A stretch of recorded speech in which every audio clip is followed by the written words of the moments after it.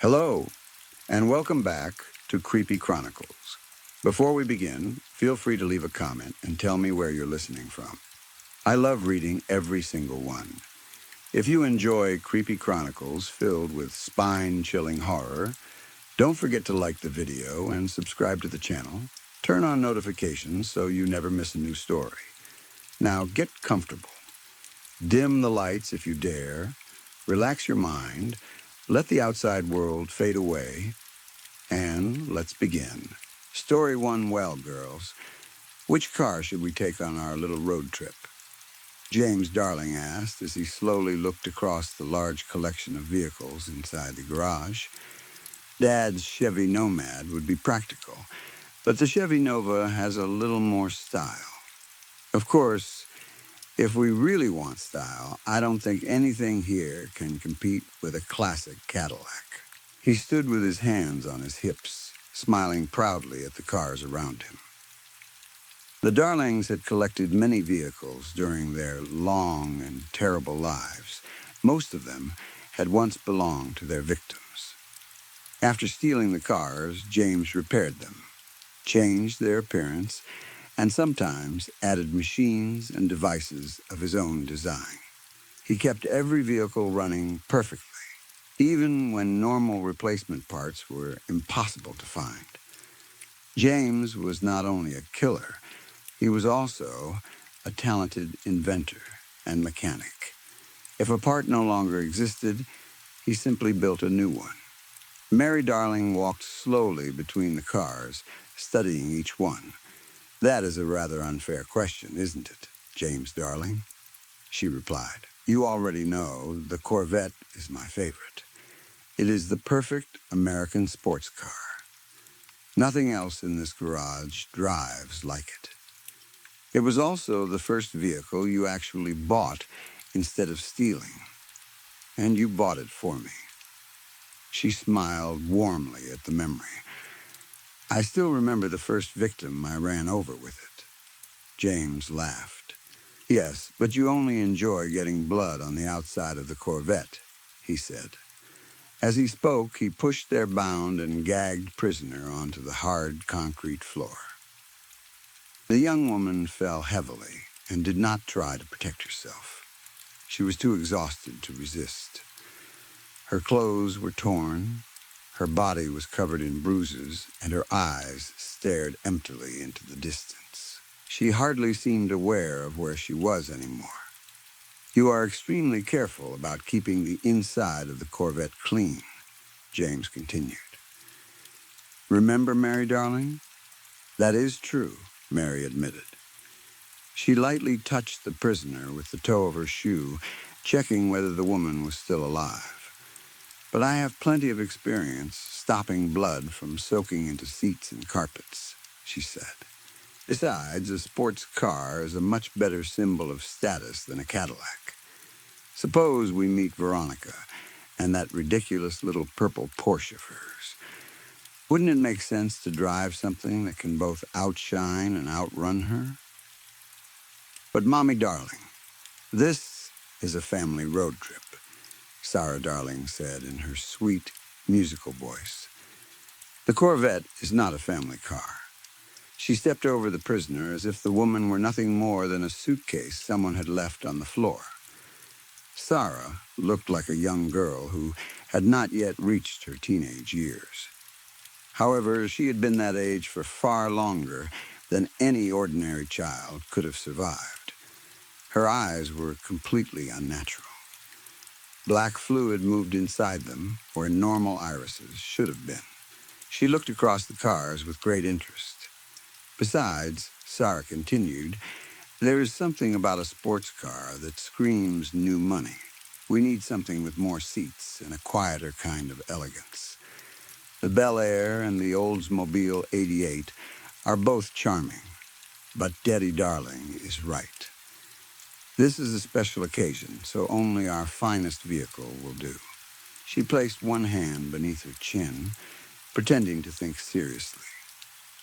"I believe we should take the Cadillac, if only because it is Daddy Darling's favorite.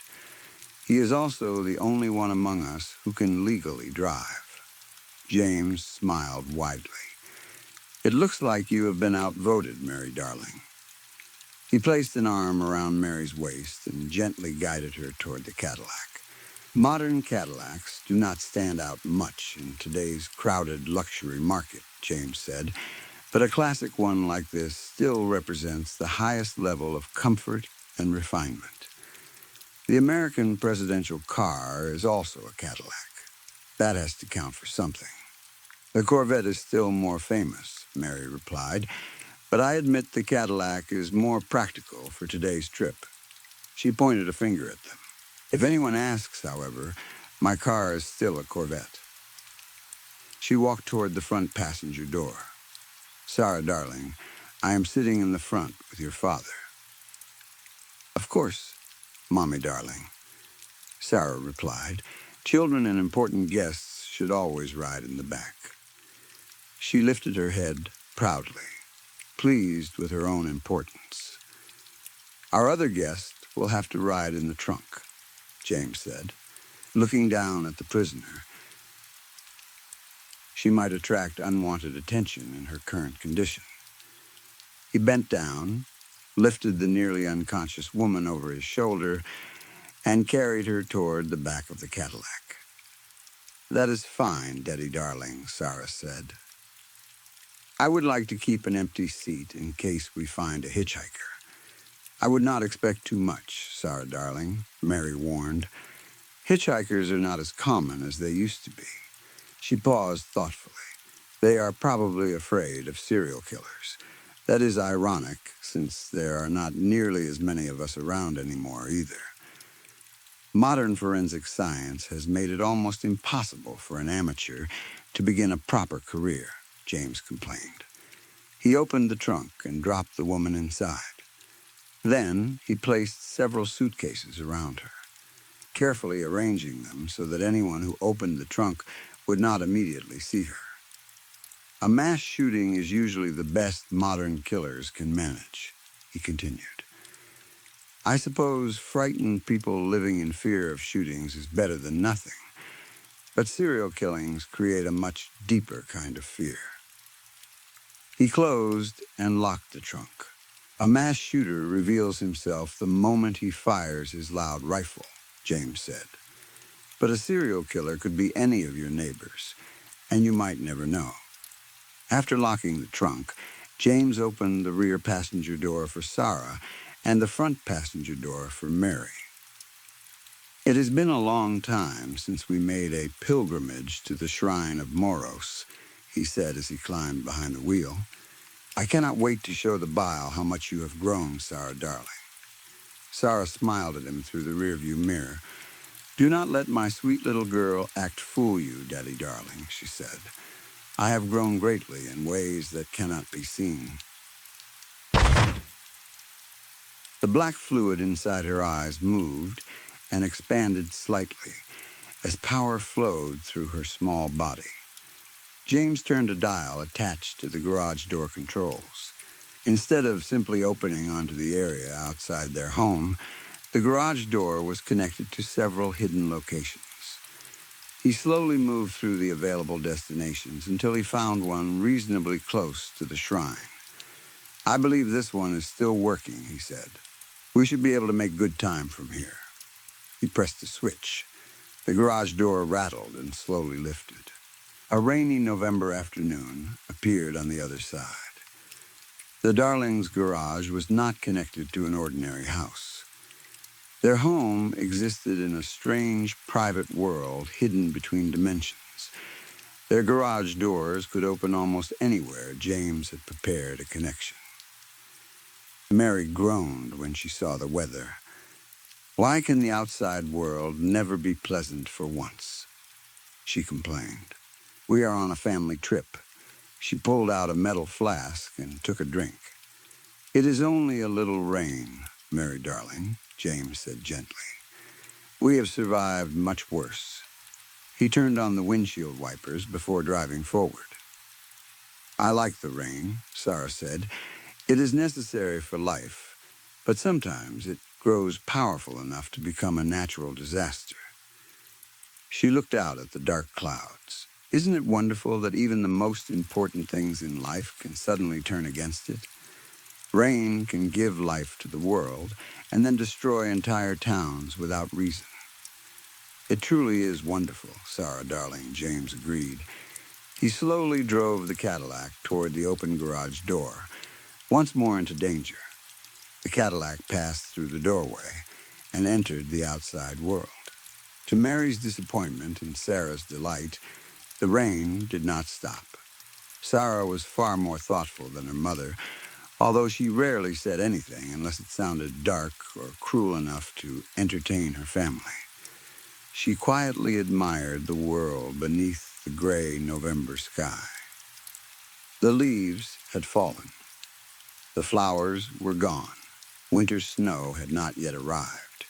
The landscape looked empty, but Sarah saw beauty in that emptiness. The world seemed silent and still. Winter, spring, summer, and autumn would all return. Their absence was only temporary. Nothing beautiful could remain forever, because too much of any good thing eventually stopped feeling special. Beautiful things needed to disappear before people could miss them. Sarah kept those thoughts to herself, because they were not cruel enough to say aloud. As the family drove farther from populated areas, the highways became quieter. The sky grew darker, and the rain became heavier. Water filled holes in the road. Each time the Cadillac hit one, dirty water exploded around the tires. "Aren't you glad we did not take the Corvette now, Mary darling?" James asked. "These roads are no place for a low sports car." The Cadillac bounced over another hole. "I am beginning to regret not taking Uncle Larry's old Army Jeep," James added. "With puddles this deep, perhaps the Amphicar would have been the best choice. The condition of this highway is an insult to the entire public road system." Mary complained. "This is what happens when property belongs to everyone, and no one takes responsibility for it." She shook her head angrily. "I would never allow the roads in our playroom to become this damaged unless I was preparing them for a hunt. Are people truly so opposed to private services that they would rather drive on this than pay an occasional toll?" "I think the rough road is fun, Mommy darling," Sarah said as she bounced in her seat. "Bad roads and bad weather also increase the chance that we will see a terrible accident." "I do not want to make you too excited, Sarah darling," James said, narrowing his eyes as he looked through the windshield, "but I think I see someone walking along the road ahead." Sarah quickly leaned forward. "Really?" A man in a dark green raincoat was walking along the shoulder. A matching duffel bag hung across his back. He kept his head lowered against the heavy rain as he continued through the storm. "In weather like this?" Mary said. "He must be a drifter." She studied him carefully. "Easy prey. He is not asking for a ride, though. That means he is stubborn. Stubborn prey can sometimes be entertaining." "Can we pick him up anyway, Daddy darling?" Sarah begged. "Please?" "We can offer him a ride," James agreed. "But if he refuses, we cannot waste time chasing him. We do not want to arrive late at the shrine." James drove past the man, pulled onto the shoulder, and stopped. Sarah immediately opened her door and leaned outside into the rain. "Hello, mister," she shouted in a cheerful voice. "Would you like a ride?" The man hesitated only briefly. Then he ran toward the Cadillac, opened the rear door, and climbed inside as quickly as he could. "Thank you," he said, breathing heavily. "If you could take me as far as the next truck stop, I will not trouble you any longer than that." He lowered his hood and shook water from his hair. "Oh, it is no trouble," James said as he pulled back onto the highway. "Are you heading toward Toronto?" "Somewhere around there," the man replied. "It is the only place in the province that is not a rural backwater." He reached for a seatbelt. then realized that the old car did not have one. "Oh, it is practically New York with poutine," James joked. "I am sure poutine is available in New York, James darling," Mary said. She turned slightly toward the stranger. "Not that our family would ever go looking for it. We prefer homemade food because of our special family cooking traditions." Mary smiled.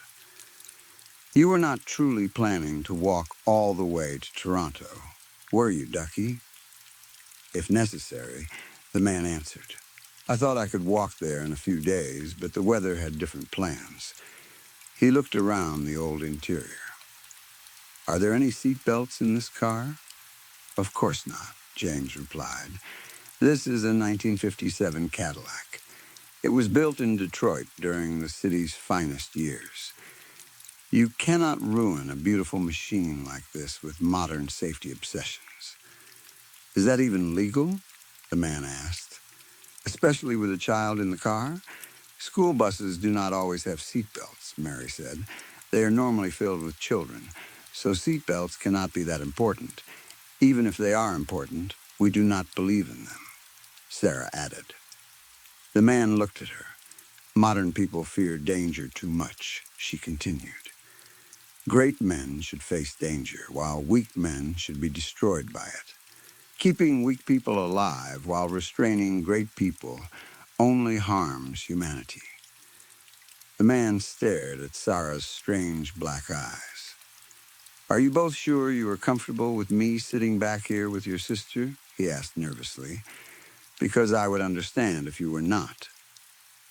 "Do not worry," James said. "Sarah Darling does not bite." He glanced at Mary. "That is Mary Darling's job." James looked at the stranger in the mirror. "My name is James." "What should we call you, traveler?" The man paused. "Call me Garland." "Well, Garland," James said, "may I ask what made you decide to walk toward Toronto? Surely bus fare cannot be impossible to find." "It was a sudden decision," Garland explained. "I just needed to leave. I packed a bag, chose a direction, and started walking." "Adventurous," James said. "I respect that." He nodded slightly. "You hope that changing your surroundings might change your luck as well?" "Something like that." Garland looked through the window at rows of tall pine trees bending in the storm. "What do you think it feels like to be a tree?" Sarah suddenly asked. Garland turned toward her. "A tree can stand tall for hundreds of years," she continued. "It may seem strong and impossible to destroy. Then one unlucky gust of wind arrives during one bad storm and breaks it in half." She smiled. "What would it be like to feel safe for centuries, only to die because of forces far beyond your understanding?" "I do not think trees think about things like that," Garland said slowly. "And a girl your age probably should not either." "Our little Sarah Darling has always been interested in philosophy," Mary said proudly. She turned toward Sarah. "For example, Sarah Darling, what do you think about our guest accepting our offer?" "He was free while he stood outside," Sarah replied obediently. "But freedom was uncomfortable, so he gave it away in exchange for a small amount of comfort." She looked directly at Garland. He barely considered the danger of placing himself completely under our control. Garland shifted uncomfortably. "One of the main lessons of Western philosophy," Sarah continued, "is that anyone who gives up freedom for safety deserves neither." She glanced toward the empty seatbelt space. "That is also why there are no seatbelts." "You are homeschooled, aren't you?" Garland asked. "It is obvious, isn't it?" Mary said happily. "Public schools are as terrible as public roads. They never create children as educated as our sweet Sarah." Mary took a cigarette from her pocket and lit it with an old metal lighter. Smoke quickly began filling the sealed car. "Even the finest private schools could never provide the special education our child needs," she continued. I hate to imagine what would have happened to James and me if Uncle Larry had not filled the gaps in our own education. She held out the cigarette pack. Oh, where are my manners? Would you like one, Ducky? No, thank you, Garland replied. He opened his window slightly to let smoke escape. I am not certain about the seatbelt law, but I know it is illegal to smoke with a child inside a vehicle. That is ridiculous, Mary said. Do you expect me to put my sweet little girl outside in this weather? She gestured at the storm. How is heavy rain safer than a little smoke? People do not think clearly anymore. Daddy darling, Sarah said, even though I already know the answer, my duties as your daughter require me to ask at least once. She leaned forward. Are we there yet? Our turn is just ahead, James said as he activated the turn signal. Garland looked through the windshield. There was no road ahead. There was only a narrow space between two trees, barely wide enough for the Cadillac to pass through. A rusty sign nailed to the left tree read, Private property, no trespassing. Another sign on the right read, Dead end, keep out. All these years, and no one has removed those signs, James said. He turned the Cadillac between the trees. This road has certainly seen better days. The moment the car passed between them, Garland shivered violently. He did not immediately realize that the rain had stopped. The dark sky remained, but the storm seemed to vanish behind them. The trees ahead were tall, thin, and completely bare. Their twisted branches looked like dark bones against the gloom. An old dirt path now stretched through the forest. Garland was certain it had not existed before. Where are we? He asked. He leaned forward and tried to see through the windshield. Did you not read the sign? James replied. We are on private property. He smiled. It is so private that only a very small number of people can notice it. Even fewer can remember it exists. I believe the proper word is hallowed. I doubt many people would describe this place as holy, James darling, Mary said. She looked fondly out the window. Uncle Larry first brought us here when we were children. It was a wonderful and terrible sight even then. It is comforting to know that some things never change. Garland's eyes slowly adjusted to the darkness. Then he saw the bodies. The upper branches of the trees were filled with blackened human corpses. Some were impaled through their chests. Others hung from twisted limbs or broken ropes. Most appeared to have been there for many years. Yet thick clouds of fresh, swollen flies moved around them. What the hell? Garland whispered. His voice became louder. What the hell is this? What the hell is happening? He pushed himself against the back of the seat and stared between the horrors outside and the smiling people inside the car. I agree that it lacks subtlety, James said calmly. Our own playroom looked almost as bad when we first found it. He looked affectionately toward Mary.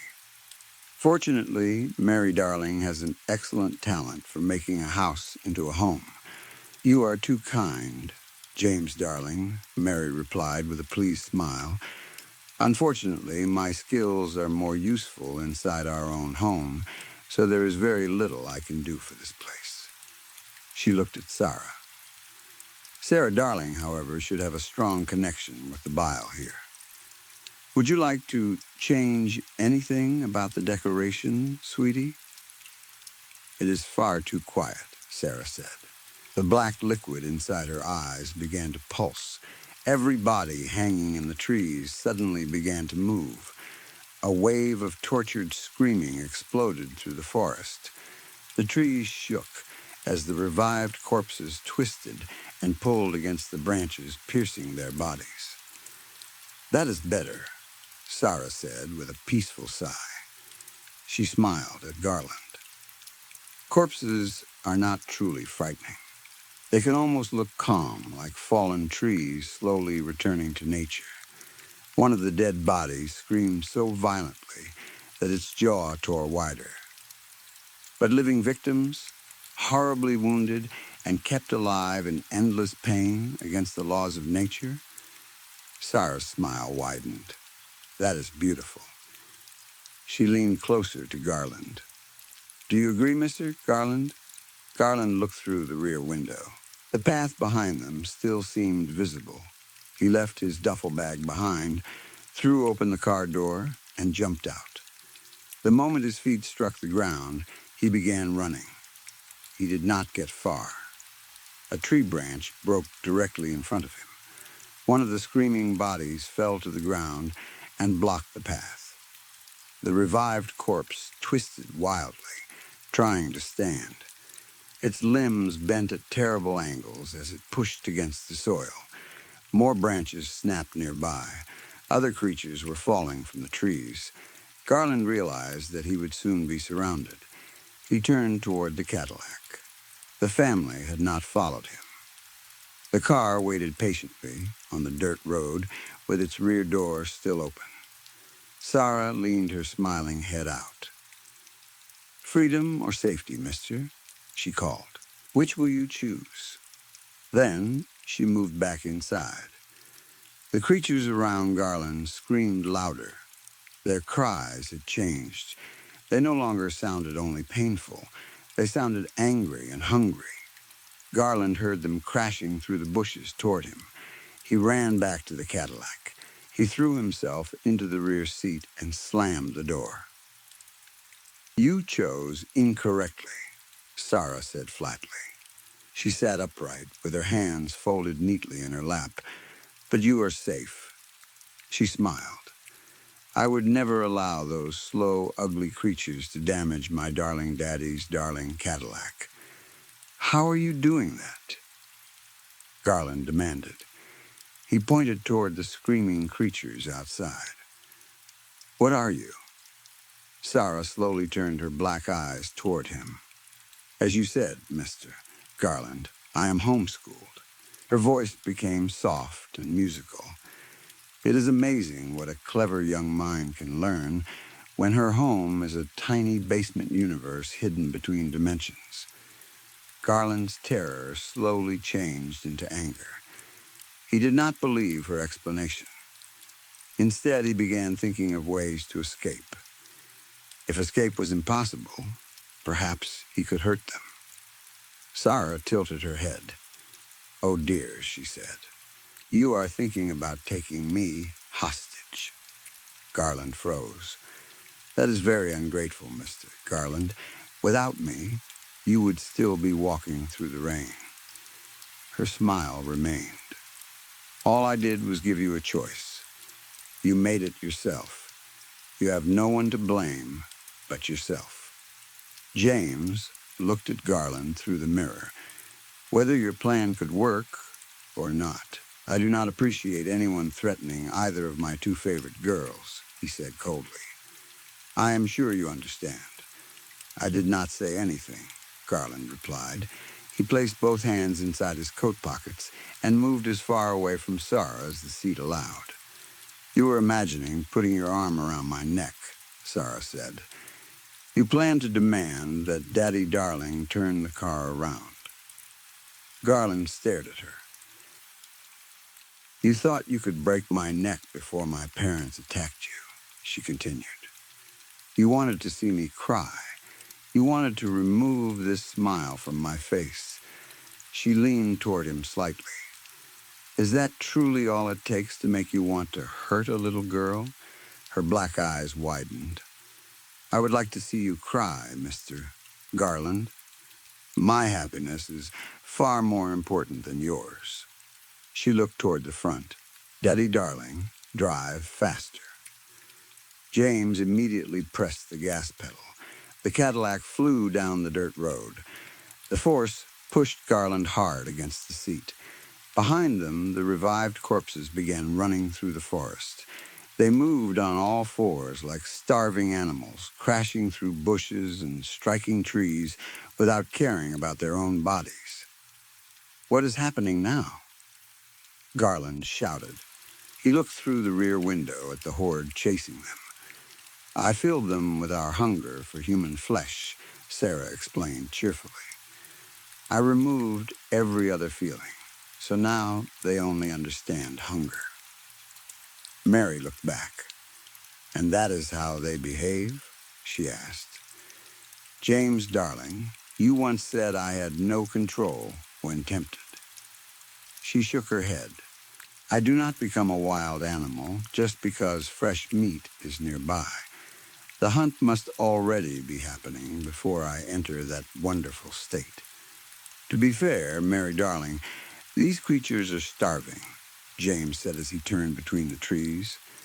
"You also prepared steak and eggs for us this morning, so none of us are especially hungry. They are going to eat us." Garland screamed. "You are all insane." "Calm down," Mary said. "They are completely under Sarah's control." She touched the polished dashboard, and she was telling the truth about protecting the Cadillac. She loves her father too much to damage his favorite car. "But, Mommy darling," Sarah said thoughtfully, "suppose Daddy darling turned so sharply that Mr. Garland struck the door." She looked toward Garland. "Suppose the door opened and he was thrown from the car. Then the revenants could eat him without ever touching Daddy darling's Cadillac." A sharp curve suddenly appeared ahead. It had not been there a moment before. James did not slow down. He turned the wheel violently. Garland slammed against the door. The old lock broke open. He flew out of the Cadillac and struck the forest floor. The revenants reached him within seconds. Garland punched and kicked wildly. Many cold hands grabbed his arms and legs, holding him in place. He prepared himself for the pain of fingers tearing into his body and teeth biting through his skin. But the attack did not come. Sarah had changed her mind. Instead of eating him, the creatures lifted Garland over their heads. Then they ran after the Cadillac while carrying him. They continued until the road ended at an ancient clearing deep inside the dying forest. A huge stone well stood in the center. It was built from crumbling black rocks and measured 13 feet across. 7 uneven stone steps led up to its edge. The Darlings had already parked the Cadillac and climbed out. Garland watched as James opened the trunk and lifted out the woman they had brought from home. "Do not feel guilty, Mr. Garland," Sarah said. "You could never have helped her." She smiled. "How could you? You could not even help yourself." The revenants threw Garland onto the ground at Sarah's feet. Then, without being told, they scattered back into the forest. Garland looked up at Sarah's calm face. He did not try to run. He did not try to fight. "That is much better," Sarah said. She smiled approvingly. "It was my idea to pick you up, Mr. Garland. Therefore, I will decide what happens to you." She glanced toward the forest. "Feeding you to the revenants would have been wasteful, but I am still considering my other choices." She paced around him slowly. "Taking you back to our playroom would probably create more danger than benefit, whether you were alive or dead. However, I will give you a chance to change my opinion." She pointed to the ground. "Remain there. Stay silent while my parents and I complete our business. When we are finished, I will decide your future." She turned away from him as if he no longer mattered. Sarah walked to her father. "How is our sacrifice, Daddy darling?" When I did not hear much movement from the trunk, I worried she had died during the trip, James said. He lifted the helpless woman slightly. "Fortunately, she is only dead inside." The prisoner's eyes remained empty. She is no longer useful as a toy, James continued, and she does not have enough meat on her bones to worry about wasting. He looked toward the well. She will make an excellent revenant for the bile. Sarah placed one hand against the woman's face and forced her to look into her eyes. The blackness in Sarah's gaze seemed to enter the deepest parts of the woman's mind. After a moment, Sarah released her. We broke her so completely that only the bile can repair her now, she said. Her life has no value to us or to herself. Therefore, it is proper to surrender her to the only being that can still make use of her. Sarah walked up the 7 stone steps. James followed while carrying the woman. Mary walked beside them. The well was so deep and dark that its bottom could not be seen. That did not matter. The darlings knew what waited below. Whatever lived beneath them could see them clearly. A chorus of dry whispers rose from the shaft. The voices spoke together in a dead language, welcoming the sacrifice. Sarah looked into the darkness. The black bile spread through her eyes until every part of them became completely black. Moros the All-Destroyer, she began. Her voice no longer sounded like that of a child. God of doom, death, and suffering. Child of the first night and the ancient darkness. Relative of reapers, Valkyries, and the fates. The whispers beneath them grew louder. You are greater than the Olympians, the Titans, and all others who seek absolute power. Sarah lifted her arms. While hope remained trapped within Pandora's box, doom escaped into the world and began rotting it from within. The wind around the well began to turn. While Moloch and his children chew the roots of the world tree from below, and the hungry Yaldabaoth devours it from above, your living bile enters through every crack in creation. Sarah bowed her head slightly. We have come because we need your generosity once again, great Moros. The darkness inside the well seemed to move. Those who follow the path of the world serpent have abandoned us. They now serve Emrys, the avatar of the darkness beyond the veil. James placed a hand over his chest. Emrys seeks to destroy our family, Sarah continued. Even now, pieces of a poisonous blade remain inside my father's heart after an attack by one of Emrys's followers. The whispering became angry. Although Emrys seeks only our deaths, he has joined the god, killing Zarathustrans. They will not be satisfied until they have consumed your dark blood as well. Mighty Moros. A deep rumble rose from far below. A spiral of foul wind exploded upward from the well. The darlings smiled with relief. Their dark god understood that it too was threatened. The wilting empress has been released, Sarah said. The effulgent one now walks freely between worlds. Witches are again forming agreements with gods of the underworld. Her voice echoed through the clearing.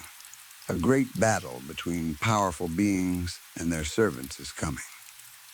Sarah placed one hand against her chest. We are here to promise that during this war, we remain yours to command. She gestured toward the prisoner.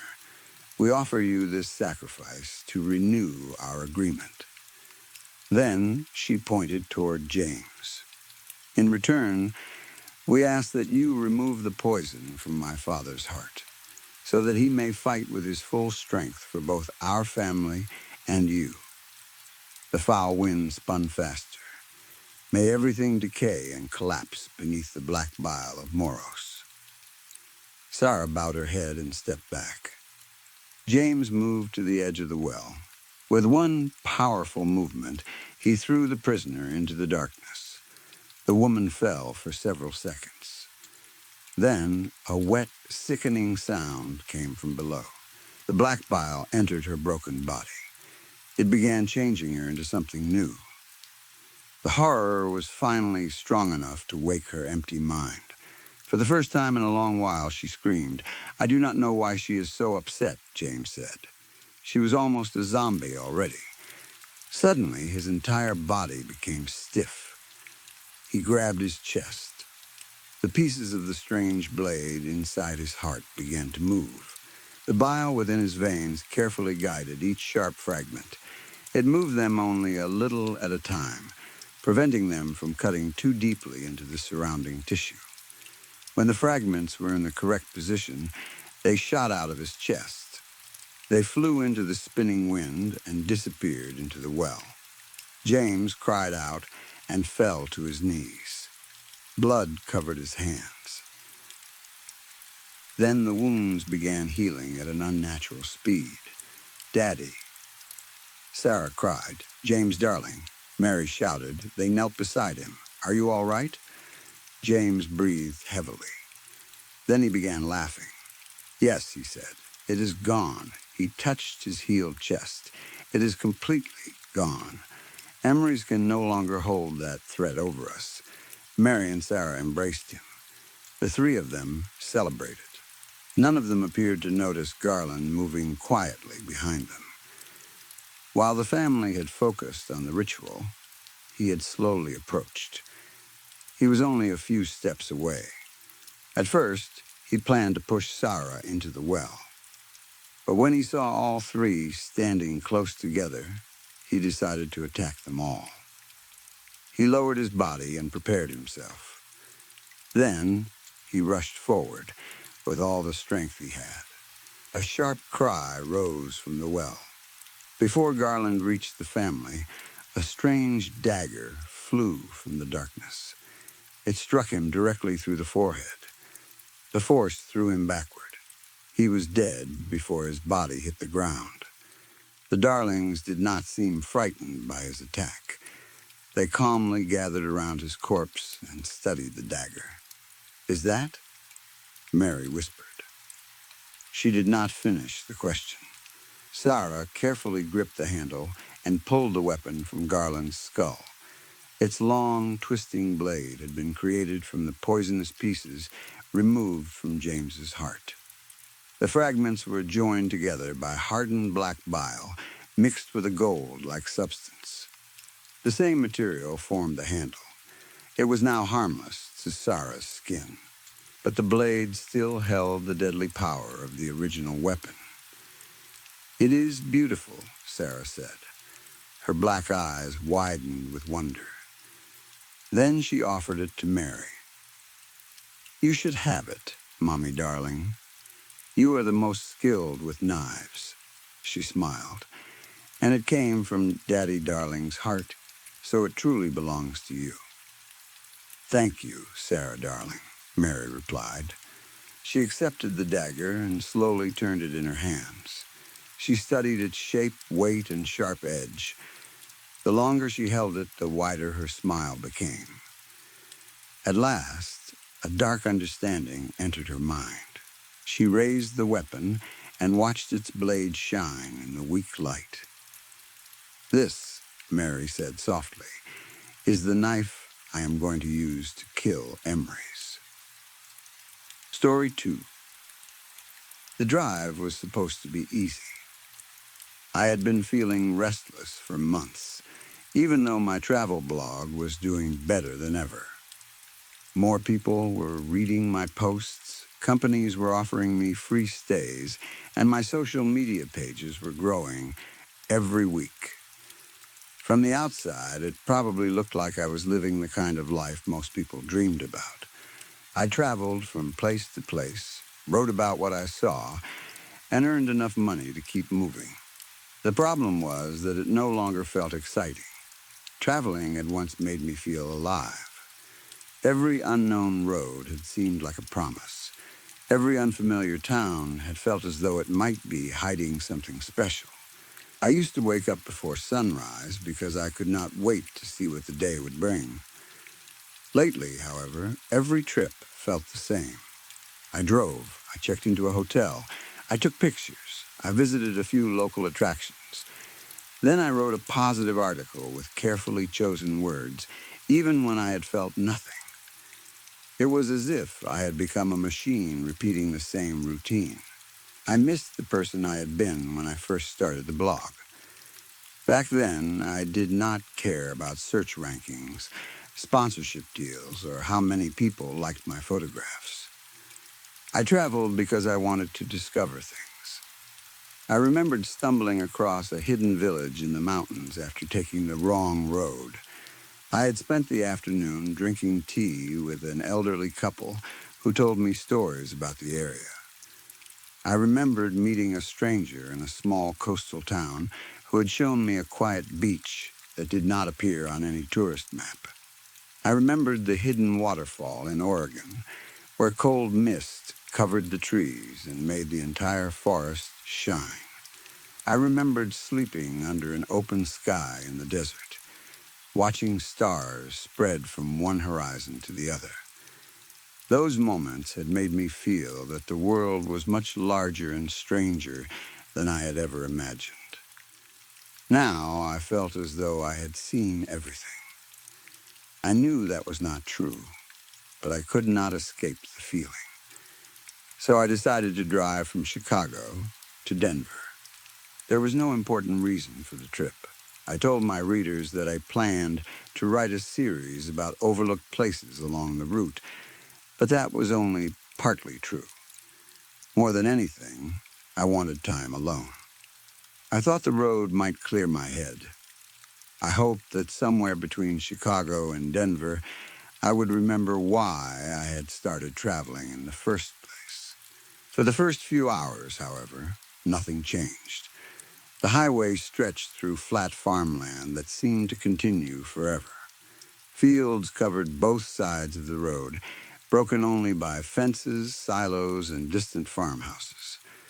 The sky was wide and pale, and the road ran straight toward the horizon. At first, the empty landscape felt peaceful. After several hours, it became hypnotic. The same telephone poles passed at regular distances. The same signs appeared for gas, food, and small towns. Trucks moved slowly in the right lane while cars rushed past them. I listened to music, then podcasts, then silence. Nothing helped. The farther I drove, the more I felt that I was running away from something I could not name. I did not know whether I was tired of traveling, tired of writing, or simply tired of myself. I only knew that every mile carried me farther from Chicago without bringing me any closer to an answer. Then I found Council Bluffs. I had known the city existed, of course.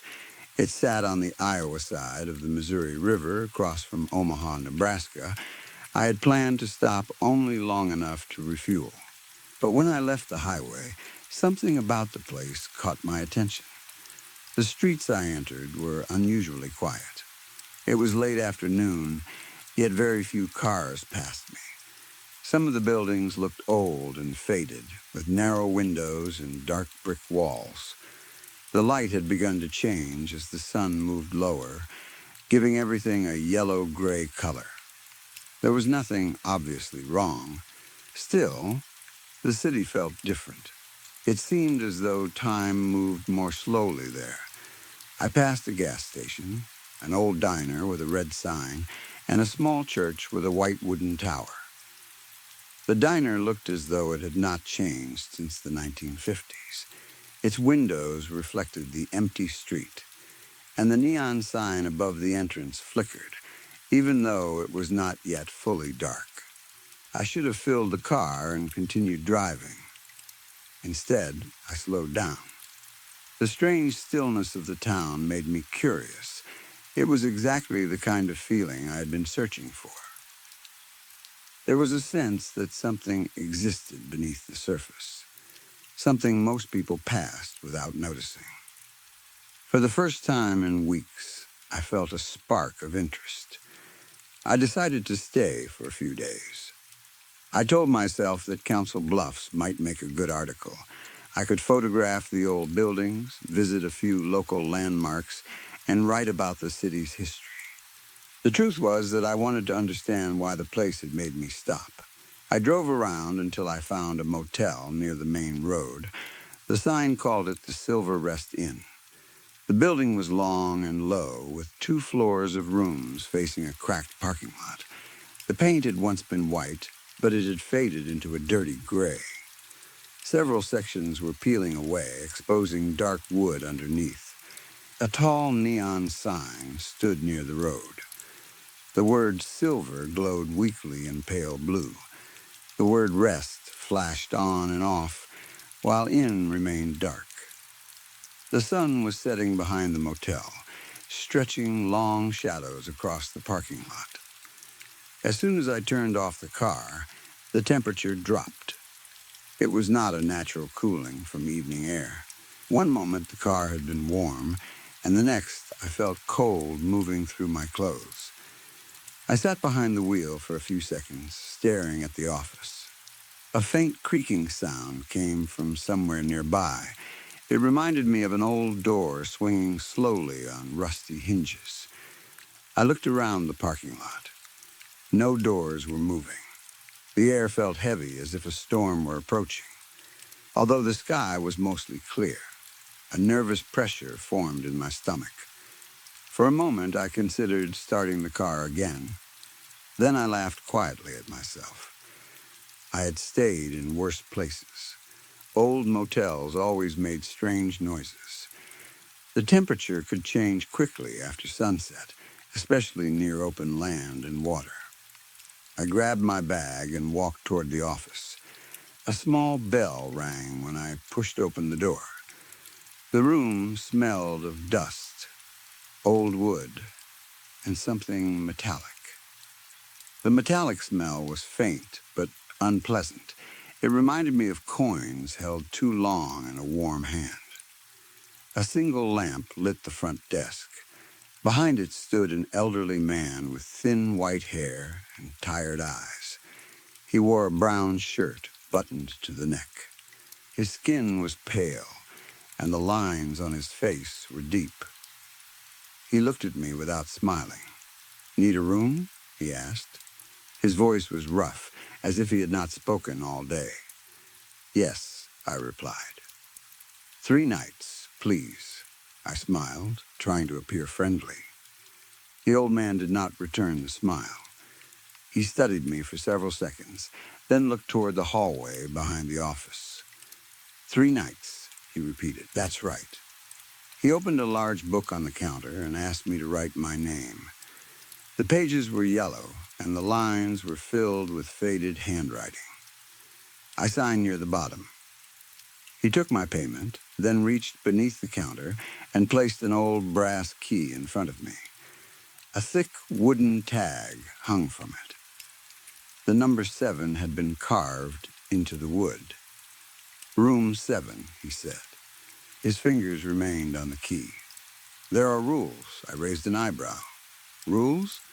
He looked at me seriously. "A few things you need to remember while you're staying here." I waited for him to explain. Instead, he pulled a small piece of paper from a drawer and pushed it across the counter. The paper was yellowed and soft at the edges. The writing had been done by hand, though the ink had faded and blurred in places. I picked it up. 5 rules were written on it. Always close the bathroom door before sleeping, even if the light is off. Do not open the window after 10:00 p.m., even if the room becomes hot.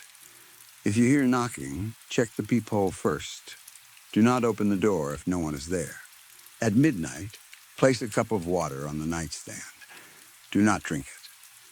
On your last night, leave a coin on the bedside table before going to sleep. I read the rules twice. A small shiver moved through me. "Is this some kind of local tradition?" I asked. I tried to sound amused, but my voice was less steady than I wanted. The old man's expression did not change. "Just follow them." "Why?" His eyes moved toward the key. "Room 7 is different." I waited, expecting him to say more. He did not. "What happens if I don't follow them?" His mouth tightened. You don't want to find out. The room seemed colder. I considered asking for another room, but something stopped me. Part of it was pride. I did not want an old list of strange rules to frighten me. Another part was curiosity. This was exactly the kind of strange local story I had been hoping to find. Perhaps the motel used the rules to build a reputation. Maybe travelers came because they wanted a frightening experience. It could make a good blog post. I took the key. All right, I said. I'll follow them. The old man finally released it. You should. Room 7 was located at the far end of the ground floor.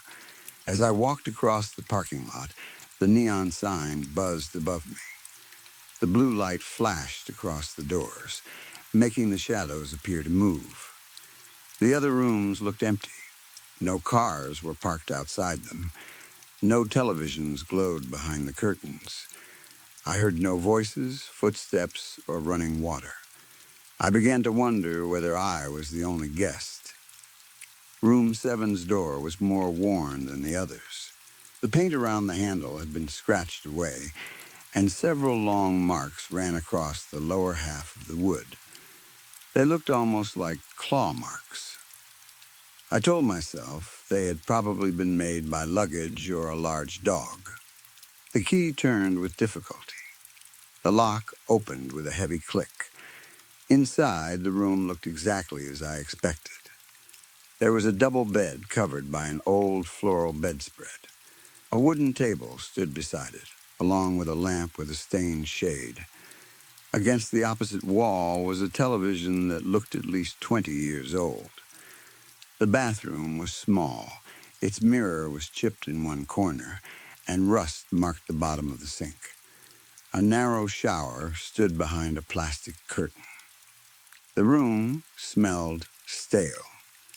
I walked to the window and opened the curtains. Outside, the parking lot was empty. Beyond the motel, trees moved gently in the evening wind. I unlocked the window and raised it a few inches to let fresh air enter. Then I noticed the time. It was only a little after 7. I looked at the rules again. Do not open the window after 10:00 p.m. The list was ridiculous, I told myself. Still, I placed it carefully on the nightstand instead of throwing it away.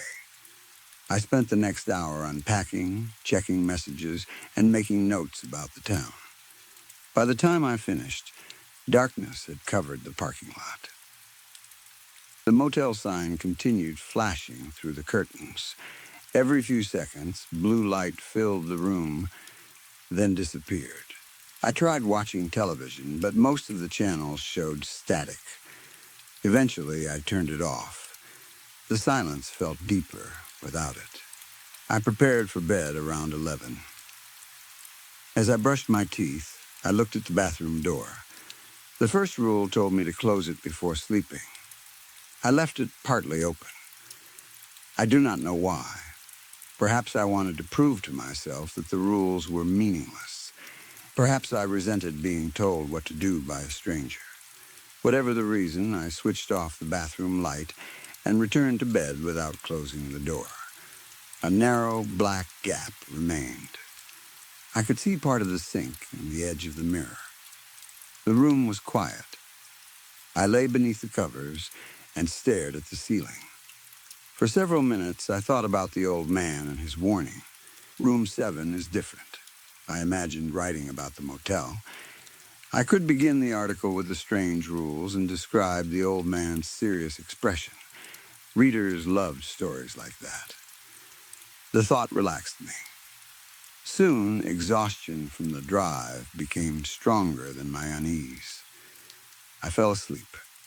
When I woke, the digital clock beside the bed showed 3 a.m. The room was completely dark. The neon sign outside had stopped flashing. At first, I did not know what had awakened me. Then I felt the air. It was damp and cold, like the air before a violent storm. Moisture seemed to cling to my face and arms. I turned toward the bathroom. The door was wide open. I was certain I had left it only slightly open. Now it rested against the wall. The darkness inside looked deeper than the rest of the room. It did not seem empty. It seemed thick, almost solid. I stared into it. For a moment, I thought I saw something moving behind the shower curtain. Then, I heard a growl. It was low and rough. The sound came from inside the bathroom. It did not resemble the pipes or the air conditioner. It sounded like an animal in pain, something large struggling to breathe. My entire body tightened. The growl continued for several seconds, then stopped. I should have stayed in bed. Instead, I forced myself to move. I placed my feet on the floor. The carpet felt cold and damp. Slowly, I crossed the room. Every step brought me closer to the open bathroom. I could hear my heartbeat pounding in my ears. When I reached the doorway, I saw nothing inside. The shower curtain hung still. The sink was empty. The mirror reflected only darkness. I reached for the door. The moment my fingers touched it, the growling stopped completely. I slammed the door shut and locked it. The dampness began to fade almost immediately. Within a minute, the room felt dry again. I stood there, breathing hard. No other sounds came from the bathroom. Eventually, I returned to bed. I pulled the covers around my shoulders and kept my eyes on the closed door. Sleep came in short, uneasy pieces. I dreamed of shadows moving across the walls. Voices whispered from somewhere close, but I could not understand the words. Each time I almost recognized what they were saying, I woke in a sweat. The bathroom door remained closed until morning. In daylight, the night seemed less frightening. I told myself I had imagined most of it. Perhaps the door had not been as closed as I remembered. Old buildings shifted. Air pressure could move doors. The growl might have come from the pipes or an animal outside. I did not believe those explanations completely, but I needed them. I spent the day exploring Council Bluffs. I visited the Union Pacific Railroad Museum and took pictures of old trains and historical displays. I walked around the Squirrel Cage Jail and photographed its unusual circular structure. Later, I went near the Missouri River and watched the water moving beneath the gray sky. The city had a quiet beauty. Still, I could not escape the feeling that people were watching me. Whenever I mentioned where I was staying, their expressions changed. That afternoon, I stopped at the old diner I had passed earlier. Inside, chrome decorations and red seats made it look like a place from another time. Only a few customers sat near the windows. A waitress brought me coffee and asked whether I was visiting. "I'm writing about the area," I told her. "Where are you staying?" "The Silver Rest Inn."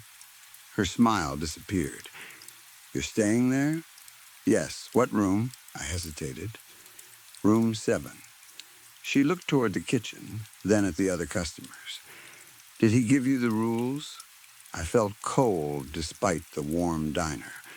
"Yes, follow them." "Why does everyone keep saying that?" The waitress lowered her voice. "Because people who don't follow them disappear." I waited for her to laugh. She did not. "What do you mean, disappear?" "They leave their cars. Their bags stay in the room. Sometimes even their shoes are found beside the bed. What happens to them?" "No one knows." "That sounds like a story people tell tourists." She looked directly into my eyes. "We don't get many tourists." Then she walked away. I remained at the diner longer than I planned. By the time I returned to the motel, evening had already begun.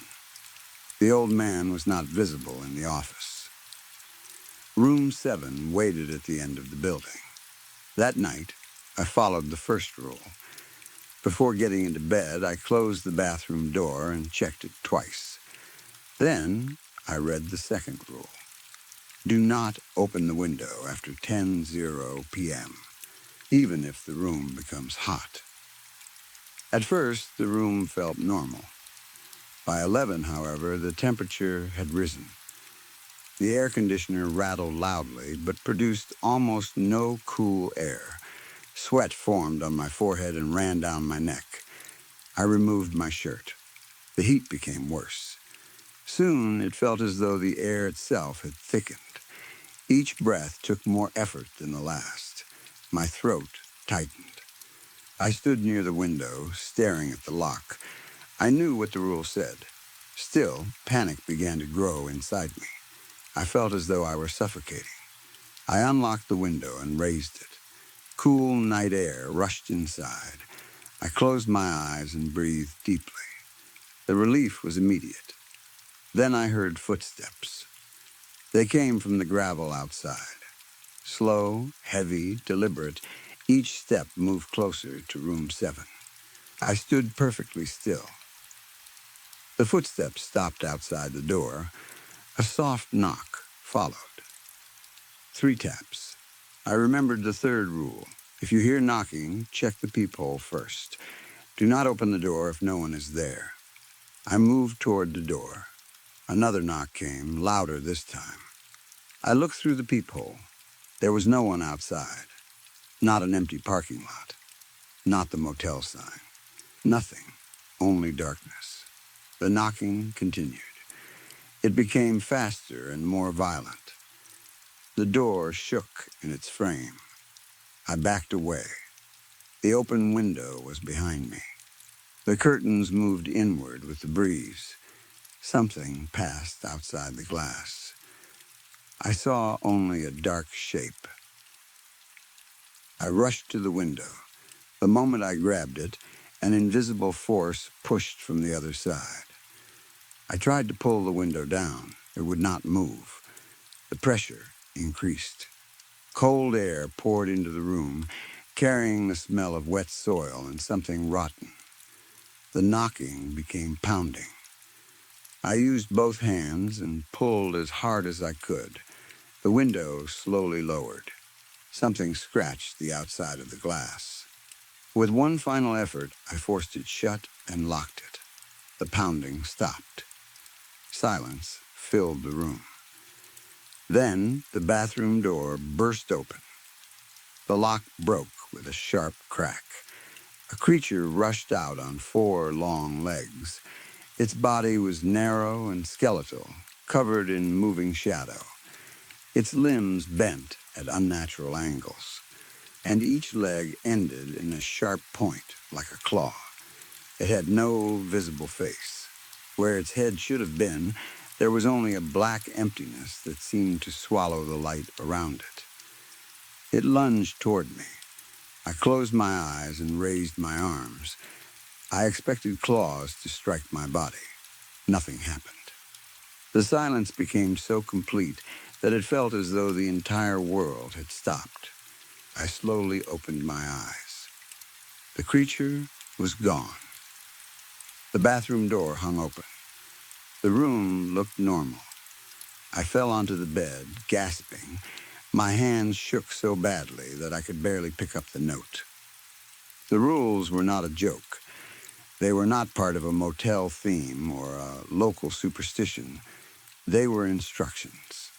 They were the only things standing between me and whatever lived in room 7. I did not sleep for a long time. Every creak of the building made me jump. Every movement of the curtains looked like a hand.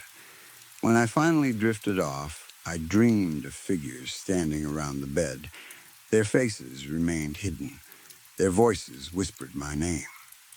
I woke shortly before sunrise, soaked in sweat. The bathroom door was open. Long scratches marked the floor in front of it. By the next evening, Fear had replaced curiosity. I no longer cared about my blog or the town. I wanted to survive my stay and leave. I closed the bathroom door. I locked the window before 10. I promised myself that I would not open the main door without checking the peephole. I read the rules several times, yet I forgot the cup of water. Midnight had already passed when I suddenly remembered it. I looked at the clock and felt my stomach drop. 12:07 a.m. I jumped from the bed. The bathroom door was supposed to remain closed, but I had to get water. I opened it only wide enough to enter, filled a plastic cup from the sink, then closed and locked the door again. I placed the cup on the nightstand. The rule said not to drink it. I lay down and stared at the ceiling. The room felt different. The walls seemed closer. The shadows in the corners looked darker and more clearly formed. I felt something watching me. Eventually, despite my fear, I fell asleep. In my dream, I was still in room 7. The walls expanded and contracted like lungs. The ceiling rose and fell. Dark figures gathered around the bed, whispering words I could almost understand. I tried to move, but a heavy weight pressed against my chest. I could not breathe. Then I woke. The room was dark. Long, thin handprints covered the outside of the window. Each hand had fingers nearly twice the normal length. Before I could move, cold breath touched the back of my neck. I turned quickly. Nothing stood behind me. Then I looked at the nightstand. The cup was empty. I picked it up. Not a single drop remained. I had no memory of drinking the water. The growl returned. This time it came from every direction. The shadows moved away from the walls and began forming human shapes. They gathered around the bed. Some were tall, others bent at the waist. None had visible faces. Their arms stretched toward me. Their fingers lengthened as they moved. I closed my eyes. "This isn't real," I whispered. "Please stop." The growling became louder. I could feel it vibrating through the mattress and into my bones. When I opened my eyes, the figures were inches away. Their hands hovered above my body. For several terrible seconds, nothing happened. Then the shadows rippled. One by one, the figures began to fade. Their arms dissolved first, followed by their bodies. The growling weakened. Soon, the room was silent again. I lay there shaking, tears running into my hair. I could not remain in the room. I grabbed my bag, shoes, phone, and car keys. I ran into the hallway and headed toward the office. The motel seemed completely empty. My footsteps echoed behind me. The hallway felt longer than before. The lights flickered overhead, and every dark doorway looked as though something might step out. When I reached the lobby, I hurried to the main entrance. The door would not open. I turned the handle. Nothing. I pulled with both hands. The door remained locked. I looked through the glass and saw my car in the parking lot only a short distance away. Freedom was right there. I struck the door with my shoulder. It did not move. The windows beside it were now covered with wooden boards. I was certain they had not been boarded when I arrived. Panic took control. I pounded on the door and shouted for help. No one answered.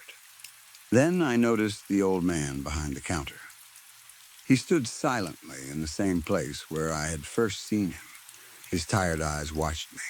"I need to leave," I said. My voice shook. "Let me out." He slowly shook his head. "You can't leave yet. I'm done. I don't care about the money. You paid for 3 full nights. I've stayed 3 nights. He looked toward the clock. The night was not over. "You have to finish what you paid for." I stared at him. "What is in that room?" He said nothing. Why are you doing this? His expression almost looked sad. I didn't bring it here. Then let me leave. I can't. You mean you won't? His eyes moved toward the hallway. Go back before it notices you're gone. A cold sound came from behind me. It was the same low growl. I turned. At the far end of the hallway, something moved across the wall.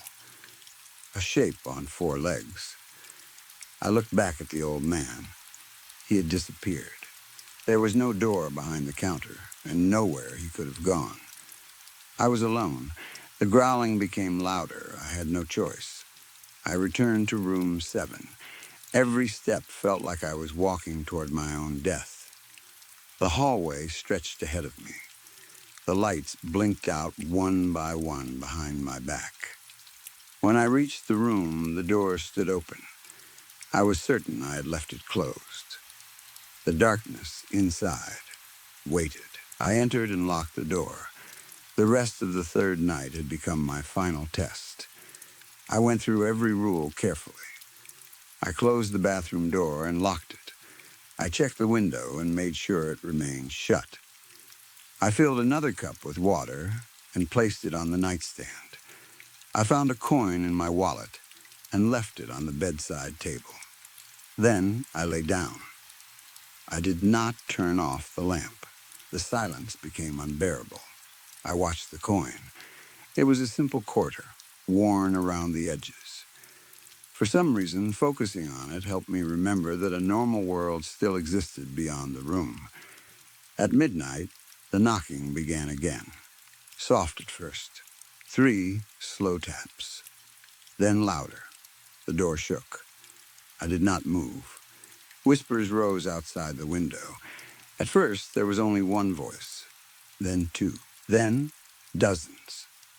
Soon, it sounded like a crowd standing outside the glass. The voices spoke too quietly for me to understand.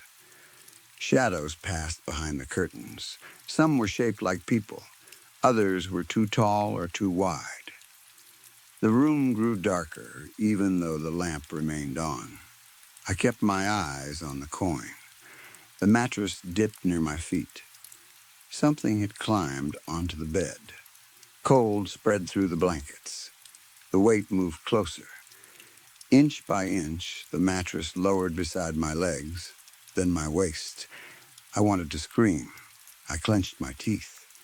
The whispers changed. They began calling my name.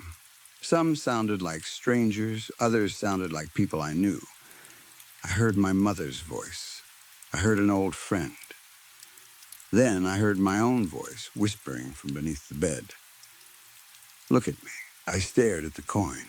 The cup of water began to shake. Small waves formed on its surface. The bathroom door rattled in its frame. The creature growled from the other side. The pressure on the mattress reached my chest. Something leaned over me. I could not see it, but I felt cold breath against my face. The coin moved. It slid slowly across the table. I watched it reach the edge. If it fell, I knew something terrible would happen. Without thinking, I reached out and caught it. The moment my fingers closed around the coin, every sound stopped. The knocking ended. The whispers vanished. The weight left the bed. The bathroom door became still. The room remained dark for several seconds. Then, pale morning light appeared around the curtains. I looked at the clock. 6:12 a.m. Dawn had arrived. The air became warm. I released a breath I had been holding for what felt like hours. I was alive. The cup on the nightstand was still full. The bathroom door remained closed. The window was locked. The coin rested in my palm. I had followed the rules. Whatever lived in room 7 had let me go. My body shook as I packed my belongings. I did not leave anything behind. Before opening the main door, I checked the peephole. The parking lot was empty. Morning light covered the motel. I opened the door and stepped outside. The air felt clean and cold. For the first time in days, I could breathe without fear. The office door stood open. The old man waited behind the counter. He looked even more tired than before. I placed the key in front of him. He looked at the wooden tag, then at me. "You followed the rules." I nodded. My throat felt too tight to speak. His eyes moved to the coin in my hand.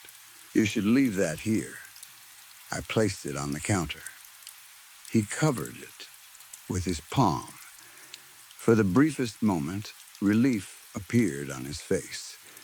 Then it was gone. I turned toward the door. Before I stepped outside, I looked back. What happens to the people who don't follow them? The old man stared at the hallway. "They stay." I did not ask what he meant. I walked to my car, threw my bag onto the passenger seat, and started the engine. The car worked immediately. I drove out of the parking lot without looking back. For several miles, I kept both hands tightly on the steering wheel. When I finally checked the rearview mirror, the Silver Rest Inn had almost disappeared behind me. The blue neon sign flickered once in the distance. Then the road curved, and the motel was gone. I drove straight through Council Bluffs and crossed the Missouri River. I did not stop until I reached a crowded gas station far into Nebraska. There were people everywhere. Families bought snacks. Truck drivers filled their tanks. Music played through speakers near the pumps. I had never been so grateful for noise. I canceled the rest of my trip to Denver and returned home. For several weeks, I tried to convince myself that exhaustion had caused everything. Perhaps the motel had used hidden speakers, broken locks, and trained animals to frighten guests. That explanation did not survive long. When I checked my phone, every photograph I had taken inside room 7 was completely black. My notes about the motel were gone. The Silver Rest Inn did not appear on any booking website. I searched maps, business records, and old newspaper archives. I found nothing. The road where I remembered seeing the motel showed an empty field. Several months later, I received an envelope with no return address. Inside was the yellow list of rules, the same worn paper, the same faded handwriting. A coin was taped beneath the final rule. It was the quarter I had left with the old man. On the other side of the paper, someone had written a single sentence. Room 7 remembers its guests. I no longer travel alone. I never stay in roadside motels. And whenever I enter a hotel room, no matter how clean or modern it appears, I close the bathroom door before going to sleep. Sometimes, shortly after midnight, I hear 3 quiet knocks. I always check the peephole. There is never anyone there. I never open the door. The Silver Rest Inn is still out there somewhere, waiting beside a lonely road. Room 7 is still waiting too. Sooner or later, another tired traveler will see the flickering sign and decide to stop. The old man will hand them the wooden key. He will give them the yellow paper. He will tell them to follow the rules. And like me, they will probably smile and assume it is only a superstition. I can only hope they listen before the room notices them. Story 3. It was supposed to be a fun day at a Christmas village. There were only 5 of us, my wife Clarissa, our friends Joel, Carol, John, and me. We all worked together, and over the years we had become more than coworkers. We were close friends who spent holidays together, celebrated birthdays together, and often went out for drinks after work. When we heard that a large Christmas village had opened just outside town, we decided it would be the perfect place to spend a Saturday during the holiday season. How were we supposed to know that the beautiful house covered in lights and surrounded by snow was not really part of the attraction. "Isn't this wonderful?" Clarissa said as we walked through the main entrance. It truly was. A wide field outside town had been transformed into what looked like a perfect copy of the North Pole. Small buildings lined the snowy streets, each designed to look like an old-fashioned cottage, toy shop, bakery, or candy store. Bright lights were wrapped around rooftops, trees, fences, and lamp posts. Red, green, blue, and gold colors flashed everywhere, making the entire village sparkle beneath the gray winter sky. Actors dressed as Santa's helpers moved through the crowds. They joked with visitors, posed for photographs, handed out candy, and encouraged people to buy souvenirs. Christmas music played from hidden speakers. The air smelled of cinnamon, baked bread, roasted nuts, and warm alcohol. There was even a petting zoo with reindeer. Farther down the main street, 9 reindeer stood connected to a large wooden sleigh. The sleigh was decorated with bells and bright ribbons, and we were told it would travel through town later during one of the candy parades. At the highest point of the village, a man dressed as Santa sat on a great red throne, surrounded by pine trees, wrapped presents, and fake snow. Families stood in line to meet him while children laughed and waved. Looking back, I still cannot understand how a place that seemed so joyful could hide something so terrible. Most of the day was perfect. The air was cold and fresh, and a light snow had fallen earlier that morning. We visited every shop, tried food from nearly every stand, and played every simple carnival game we could find. We drank hot cider, mixed with rum, spiced wine, and sweet drinks covered with cream and cinnamon. Joel became loud and cheerful after his second drink. Carol laughed at almost everything. John kept making jokes about the actors, and Clarissa seemed happier than I had seen her in a long time.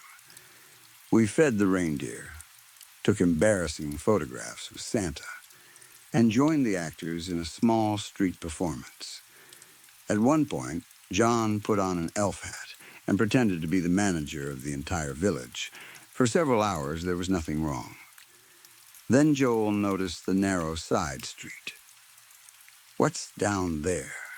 he asked, pointing away from the crowded main road. The street was easy to miss. It ran between 2 rows of buildings and disappeared behind a cluster of trees. There were no signs pointing toward it, and none of the other visitors seemed interested in going that way. "Let's find out," Carol said. "Whatever it is, I'm sure it'll be fun." We all agreed. By then, we had been drinking enough that caution seemed unnecessary. We started walking down the side street while singing Christmas songs badly and laughing whenever one of us forgot the words. The farther we walked, the quieter the village became. The music faded first. Then, the sounds of the crowd disappeared. Even the lights seemed weaker. At the end of the street, we found another section of the village hidden behind a line of snow-covered pine trees. John stopped and stared. "They really put effort into this," he said. "Look at those elves. They even hired real little people." I looked where he was pointing. Dozens of small figures moved between several buildings. They carried wooden boxes, pushed carts, stacked wrapped gifts, and hurried in and out of doorways. None of them appeared taller than 4 feet. At first, I assumed they were actors with dwarfism. Then I noticed their bodies. Something about them was not right. Their heads, arms, legs, and torsos had the same proportions as an average adult. They did not look like people with dwarfism. They looked like normal people who had somehow been reduced in size. "Unbelievable," I said quietly. A white cloud appeared in front of my mouth when I breathed. Clarissa wrapped her arms around herself. It suddenly got really cold, she said. Why don't we go inside that building? She pointed toward the largest structure in the hidden area. It looked exactly like Santa's workshop from a children's story. The walls were painted red, white, and green. Gold and silver decorations covered the roof. The architecture looked centuries old, with heavy wooden beams, tall, narrow windows, and a steep roof covered in snow. Small pine trees stood around the entrance, beside large candy canes and cheerful snowmen. Warm yellow light glowed through the windows. A thick trail of white smoke rose from the chimney and twisted slowly into the sky. The temperature continued to drop, making the warm building appear even more inviting. We started walking toward it. Most of the small workers ignored us. They rushed past, carrying toys, tools, or bundles of reeds. One of them looked directly at me. He gave me a stern expression and slowly shook his head. Before I could ask what he meant, he hurried away. Something about his face disturbed me. His skin was smooth and pale, almost like wax. His eyes looked frightened, but his mouth remained fixed in a cheerful smile. "Hurry up," John called. The others had already reached the entrance. Joel opened the door and held it while everyone stepped inside. I hesitated for another moment, looking back toward the small man who had warned me. He was gone. I followed my friends. The inside of the building was bright and warm. It was not the painful brightness of an office. It felt more like natural sunlight on a gentle spring day. The air smelled of sugar, bread, and warm spices. We entered a reception room, decorated with garlands, candles, and small wooden toys. A desk stood near the opposite wall. Behind it sat another small man dressed as an elf. He smiled and waved us closer. "Before entering the workshop, you must sign the registry," he said cheerfully. A large book rested on the desk. "What's inside?" Carol asked, staring at the closed door behind him. The elf's smile grew wider. "It is a place unlike any other," he said. "A place where wonders never end, and everyone receives what they deserve." "Well, I deserve $1,000,000, Joel said, laughing. "Let's sign the book and get inside." The elf opened the registry. Each of us was given a separate page. Most of the paper was covered in beautiful, complicated writing. The letters curved and twisted around one another so wildly that none of us could read a single sentence. At the bottom of each page was a thick black line with an X beside it. The pages felt like old animal skin instead of paper. The pen was a heavy fountain pen, and the dark ink changed thickness as we wrote. An uneasy feeling grew inside me. "What does all of this say?" I asked while signing my name. "Only a standard release form," the elf replied casually. "You know how lawyers are. Everything must be treated as a danger." My friends laughed. Joel gave Clarissa a playful look of fear, and she laughed too. I wanted to stop signing, but my name was already on the page. When the last person finished, the door behind the desk opened by itself. The sight beyond it caused everyone to gasp. It was the most impressive Christmas display any of us had ever seen. The workshop seemed impossibly large. Long rows of wooden tables filled the room. Hundreds of toys were being built, painted, repaired, or wrapped. Small workers moved between the tables while singing, laughing, and talking. Wooden trains traveled along tracks near the ceiling. Dolls turned their heads as elves painted their faces. Mechanical animals walked across tables without anyone controlling them. For several moments, even I forgot my concerns. Then I looked more closely at the workers. "Guys," I said, "these people aren't built like ordinary people with dwarfism. John barely glanced at me. Good for them. Now stop staring and enjoy yourself. No, listen, their bodies are perfectly proportioned. Every one of them looks like a full-sized adult who was made smaller. So? So this is incredibly rare. There should not be hundreds of people like this in one place. And the elves outside in the main village were played by average-sized actors. Clarissa placed both hands against my back. You're thinking too much. Before I could argue, she pushed me through the doorway. Everyone followed. At first, the workshop seemed harmless. The workers continued building toys. Bells rang. Machines clicked and hummed. Music played from somewhere above us. Then another figure entered the room. Look, Carol cried happily. Santa. A huge man walked toward us. He wore an old-fashioned version of Santa's clothing. Instead of bright red, his robe was made of dark green and brown fabric. A heavy hood covered his head, and a long white beard fell over his chest. A large sack rested on one shoulder. In his free hand, he carried a shining scroll. His face remained hidden in the shadow of the hood. I could see only his beard and the end of his nose. The nose was long and sharp. Welcome, he said in a deep voice that filled the room. It is time to compare your signatures with the list and discover whether you have been naughty or nice. Everyone except me reacted with excitement. I could not stop staring at his nose.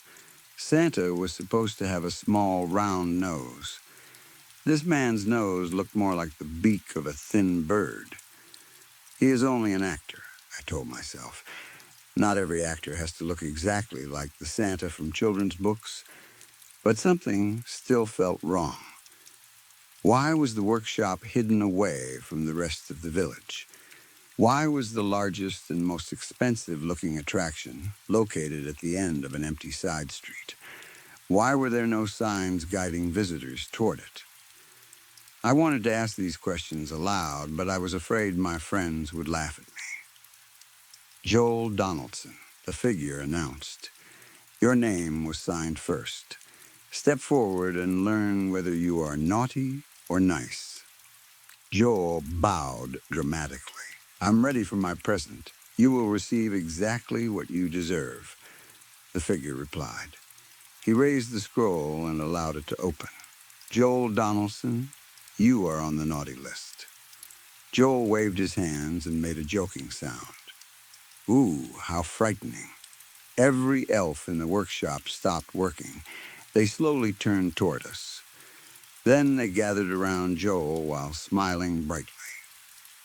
Naughty list, they sang. Naughty list. You are on the naughty list. The large figure stepped aside. A wooden chair now stood behind him. It had not been there before. Come, he commanded. Receive your reward. The elves crowded around Joel and pushed him toward the chair. Joel continued laughing. He believed it was part of the performance. He sat down. Heavy leather straps burst from the chair. They wrapped around his arms, legs, waist, and chest before he could move. Long, metal spikes covered the inside of each strap. The straps tightened. Blood appeared through Joel's clothes in small red circles. His laughter became a scream. What are you doing? He shouted, fighting against the restraints. The elves laughed and continued their song. Naughty list. Naughty list. You are on the naughty list. The floor opened in front of him. A large office desk rose from below. It was covered with papers, ledgers, bottles of ink, and writing tools. The singing stopped. Joel Donaldson, the large figure said, you have been stealing from your employer. You used your position as an accountant to change financial records and move company money into your personal accounts. Joel's face went white. I've never done that. You have done it many times. Let me go. I'll sue every person involved in this place. The figure laughed. There was no joy in the sound. It was deep, cruel, and filled with hate. The straps began moving. They dragged across Joel's body like rough belts. His clothing tore. Skin opened beneath them. An elf placed a quill pen in Joel's hand. Another pushed a thick ledger toward him. Joel dropped the pen. The straps moved again. He screamed. The elf calmly returned the pen to his hand. Your punishment is to correct the records before you, the figure explained. Each mistake in these books was created by a dishonest person who abused a trusted position, just as you did. Joel looked at the mountain of papers. And if I refuse? The straps tore across him again. If you refuse, the chair will punish you. If you make a mistake, it will punish you. If you sleep, it will punish you. If you make enough errors, the straps will continue moving until your body has been cut into pieces. No. The chair slammed forward, forcing Joel against the desk. The elves started singing again. Naughty list. Naughty list. You are on the naughty list. Joel picked up the first page with a shaking hand. Several papers slipped from the pile and fell onto the desk. The chair punished him immediately. His scream filled the workshop. A door opened on the far side of the room. Clarissa, Carol, John, and I turned and ran toward the entrance through which we had come.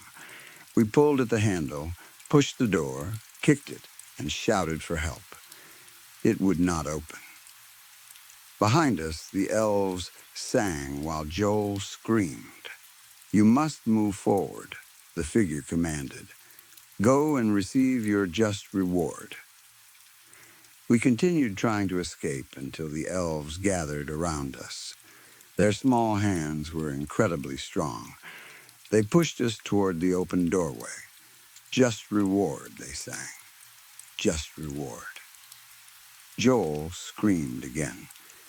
I understood then that the task was not meant to be completed. The chair would eventually kill him, no matter how hard he tried. The four of us were forced into the next room. The door slammed shut behind us. At first, the room was dark.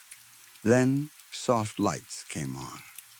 We turned toward the sound of many voices. The room was filled with old telephone booths. A person was trapped inside each one. Men and women spoke rapidly into the receivers, but most of their words were confused or meaningless. Their faces were pale and twisted with pain.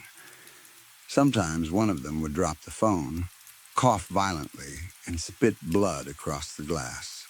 An elf would enter, wash the inside of the booth with a powerful hose, and force the trapped person to continue. A deep laugh echoed through the room. The figure stepped from behind the rows of booths. Carol Jenkins, he announced. It is time to see whether you are naughty or nice.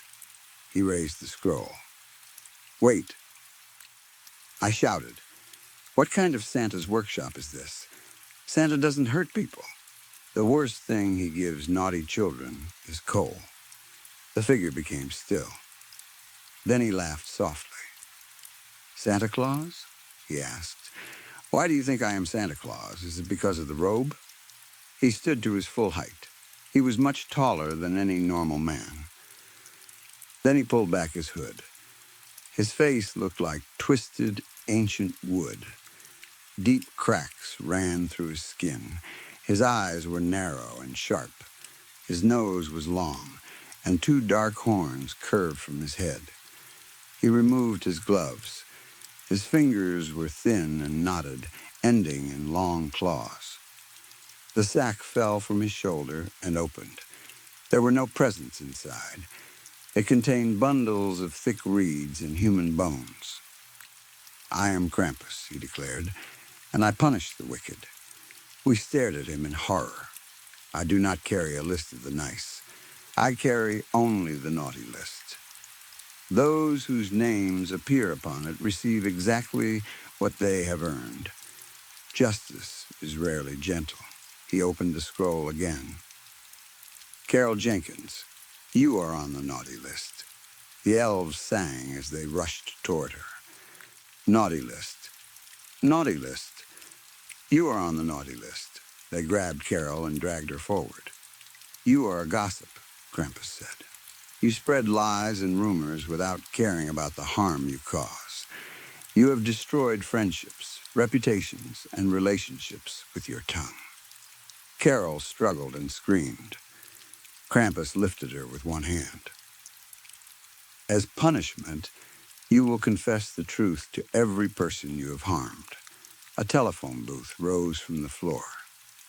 But you will not use the same tongue that created the lies. Carol opened her mouth to scream. Krampus pushed his fingers between her teeth and forced her jaw open. Her mouth stretched wider than it should have been able to.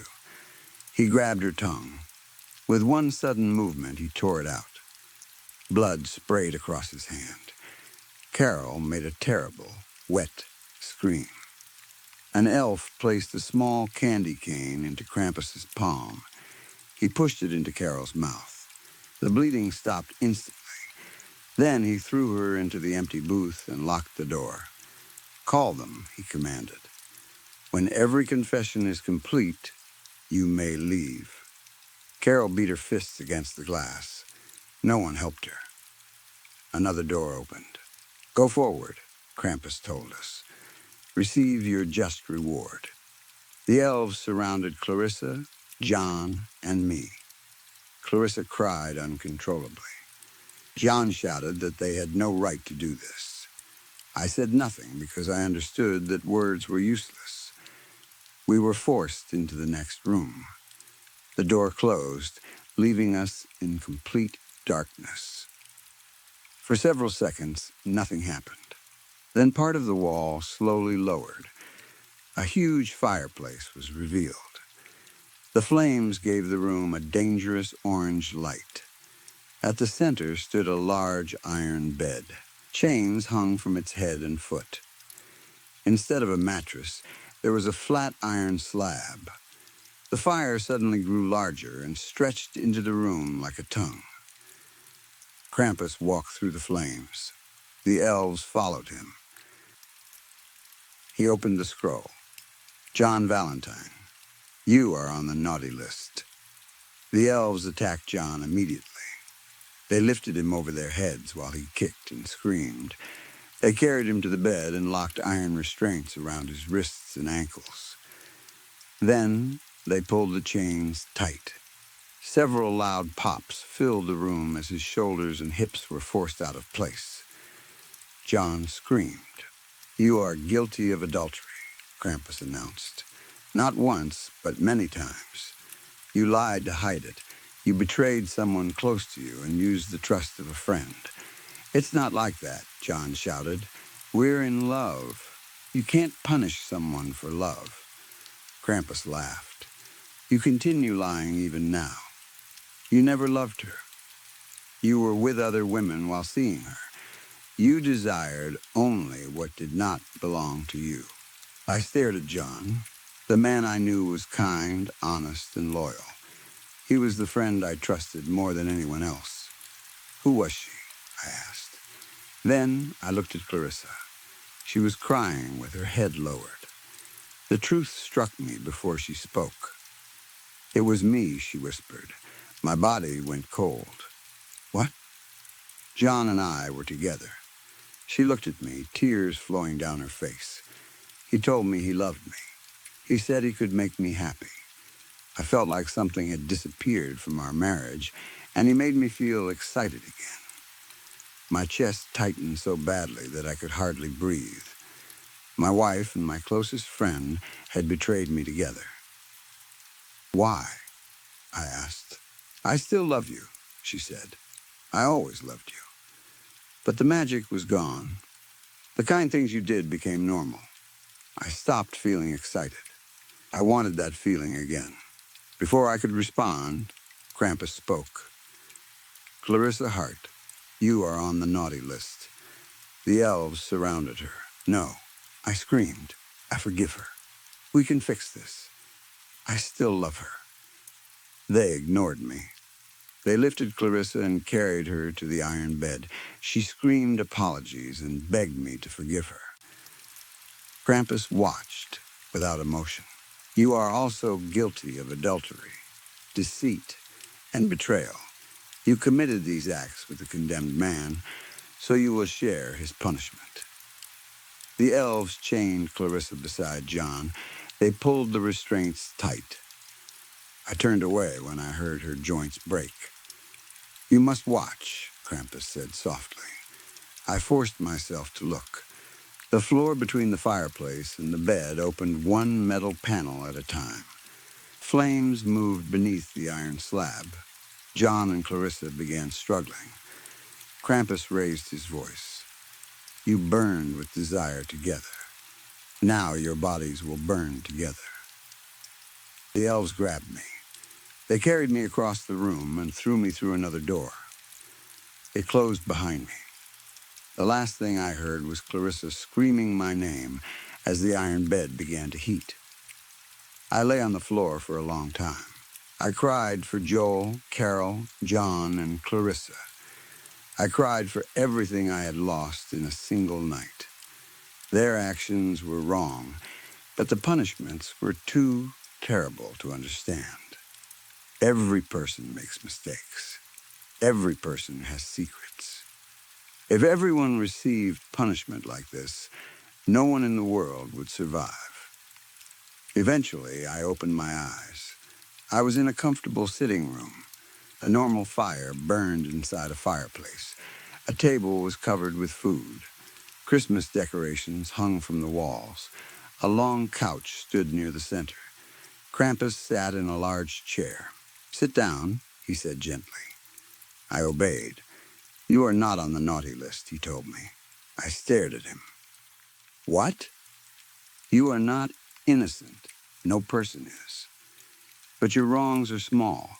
Minor failures do not condemn someone. I waited for the elves to appear. They did not. Why did you kill them? I asked. You think I am a demon, Krampus replied. I understand why, but I am not. Then what are you? You would not understand the answer. He leaned forward. I am responsible for rewarding people according to the evil they commit. Not evil according to human laws or personal opinions, but according to rules older than your species. What rules? The universe has laws. Good follows those laws. Evil breaks them. Humans cannot avoid breaking some of them. The important question is which laws they break and how often. That does not give you the right to murder people, I shouted. All my fear and pain came out at once. Then I fell back against the couch. Just kill me. Krampus laughed, but this time it sounded almost human. I am not going to kill you. Your name is not on the list. Instead, I will give you a gift. Before I could ask what he meant, he stood and grabbed my shirt. He lifted me into the air with one hand. Then he pulled back his hood completely. His horns curved like those of a goat. Thin black hair moved around his face as though floating under water. He opened his mouth. It stretched far wider than any human mouth. I thought he was going to eat me. Instead, he breathed. A hot, endless breath poured over my face. It smelled of rotten meat mixed with mint, cloves, and smoke. I tried not to inhale. My body eventually forced me to breathe. The foul air entered my lungs. At first, I gagged and coughed. Then, something changed. I began inhaling more deeply. My lungs seemed to have no limit. I breathed until every trace of Krampus's breath had entered me. Then he dropped me. I lay on the floor, coughing. When I finally stood, his hood covered his face again. Only his burning eyes were visible. "What happens now?" I asked. A door opened behind me. Outside was the Christmas village. "Now you will see the world as it truly is," Krampus said. "You will know the truth about every person you meet. No one will ever deceive you again." I tried to ask another question. "Go," he roared. "Leave my workshop and never return." I stepped through the doorway. The village looked exactly as it had earlier. Families laughed. Music played. Snow covered the ground. People drank warm beverages and carried bags filled with gifts. I turned around. The workshop was gone. In its place stood several ordinary shops and carnival games. A vendor nearby called out to visitors, offering hot wine and spiced mead. I desperately needed a drink. I approached his stall. Then I looked into his face. Knowledge filled my mind. I knew he was a con man. I knew the expensive drinks he sold were made with cheap ingredients. I knew he lied constantly and used false promises to attract young women. I knew he had murdered his mother. He had made her death appear to be an accident so he could collect life insurance money. I knew there was a small vial of poison inside his coat. Sometimes he placed it in the drinks of intoxicated customers because their deaths looked like heart attacks. "What can I get you?" he asked with a cheerful smile. "Do you have anything stronger than wine?" I asked. He pointed toward a nearby building marked bar. "You can find liquor over there." I thanked him. I walked toward the bar for several steps, then turned and headed for the village exit. I no longer wanted a drink. I wanted to get as far away from that place as possible. But distance did not matter. Krampus's gift followed me. Everywhere I went, I saw the truth. I saw thieves hiding behind polite smiles. I saw unfaithful husbands holding their wives' hands. I saw cruel parents pretending to love their children. I saw violent thoughts, secret crimes, betrayals, and lies. Even kind people had darkness inside them. The world had not changed. Only my ability to ignore it had disappeared. That was when I finally understood the cruelty of Krampus's gift. He had not spared me. He had given me a different kind of punishment.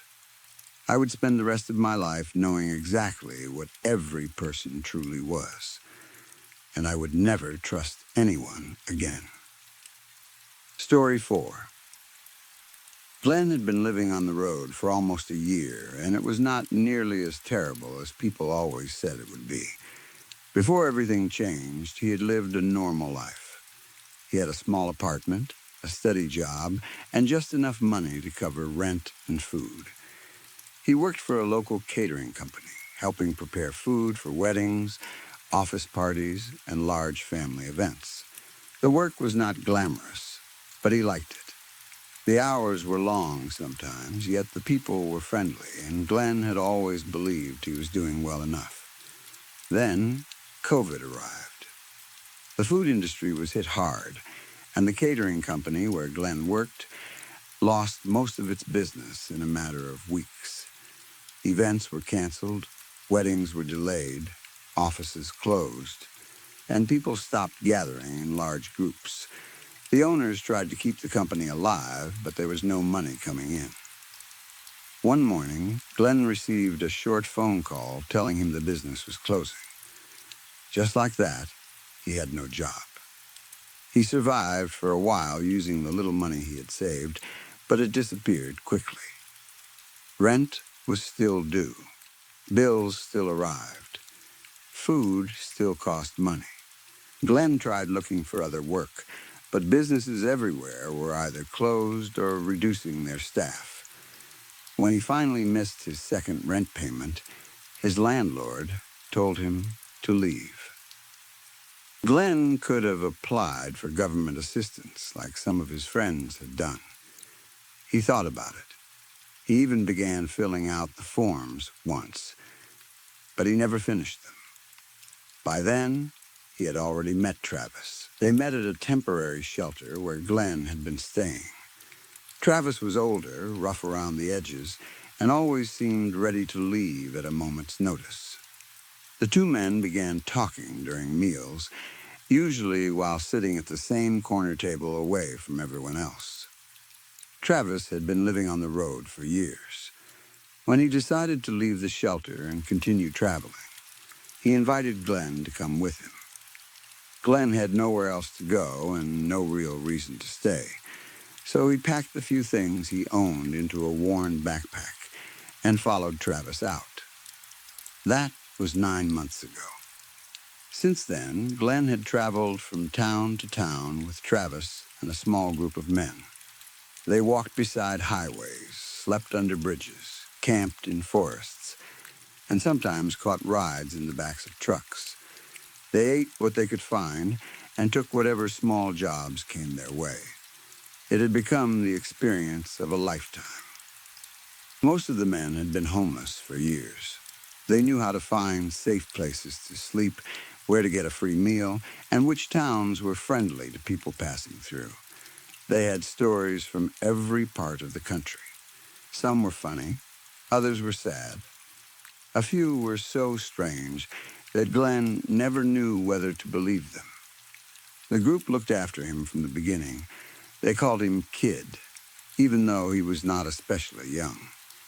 Compared with the others, however, he had little experience surviving outdoors. He did not understand how quickly weather could change, how dangerous some people could be, or how important it was to protect his shoes and keep his clothes dry. The farther he traveled from familiar roads, the more grateful he became that he had met them. Travis was the one who first brought him into the group. He was an Iraq veteran who had spent 6 months as a prisoner during the war. After returning home, he discovered that he could no longer stay inside apartments for long periods of time. Walls made him nervous. Locked doors made him panic. He slept better outdoors, where he could see the sky and hear anything approaching. Travis could be difficult. His moods changed quickly, and sometimes he woke from sleep shouting. But he was fiercely protective of the group. He called them his squad and took responsibility for everyone traveling with him. Conley was very different. He looked like the kind of wandering tramp people might have seen in old black and white films. He was old enough to be Glenn's grandfather and survived mostly by asking strangers for money. Conley had a natural charm that made people trust him. He could smile at someone outside a grocery store and somehow return with enough money to buy food for everyone. He was friendly whether he was sober or drunk, though he was rarely completely sober. Whatever he earned, he shared.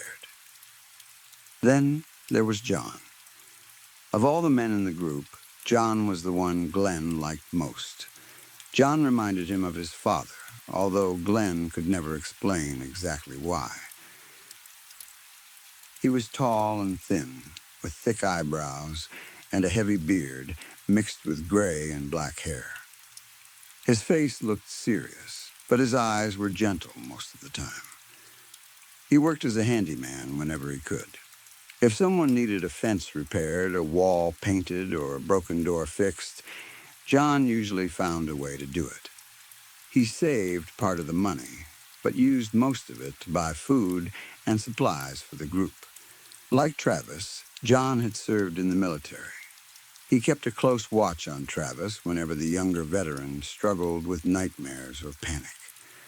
John knew when to speak to him and when to leave him alone. Despite Conley being much older, John watched over him too, making sure he did not drink so much that he wandered into traffic or fell asleep in the cold. John treated everyone like family. Most nights, the men sat around a fire, eating beans, canned soup, or food taken from dumpsters behind grocery stores. They told stories while the flames burned down. John always sat at the head of the fire, almost like a father sitting at the head of a dinner table. He listened to everyone's stories, but he never told one himself. That changed on a cold night near the interstate.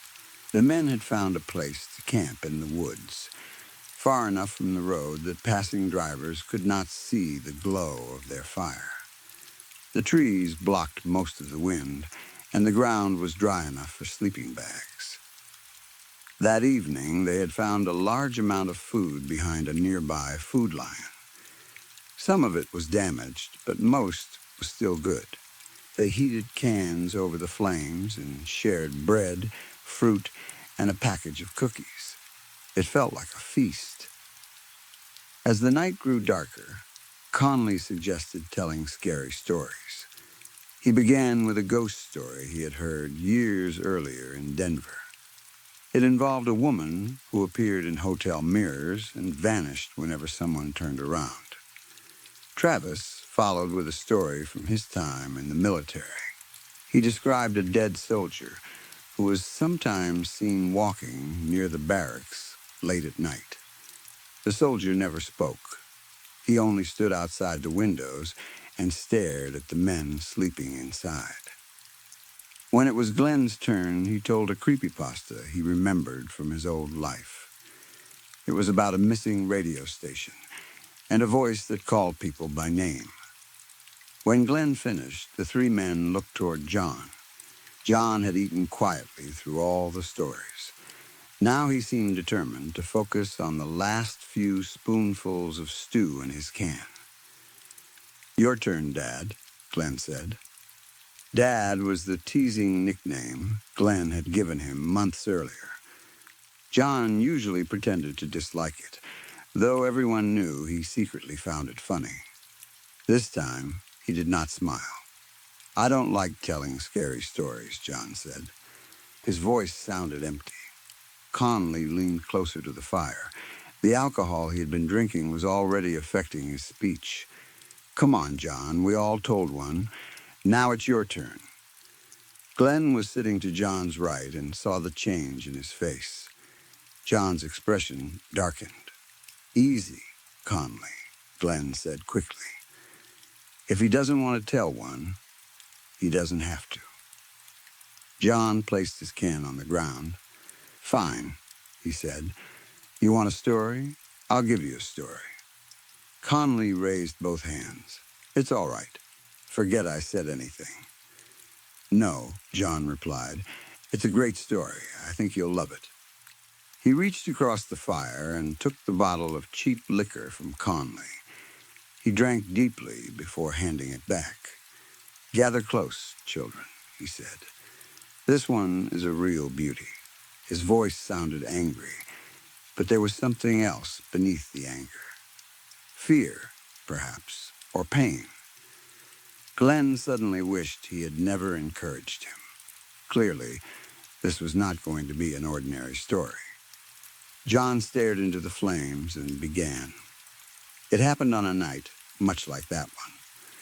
The wind came from the east, cold and hungry, moving through the trees like something searching for food. Two young brothers sat beside a small campfire and waited for their dinner to cook. They had no home, they had no warm bed or fireplace, they only had each other. Their parents had been too poor to feed them and had forced them out.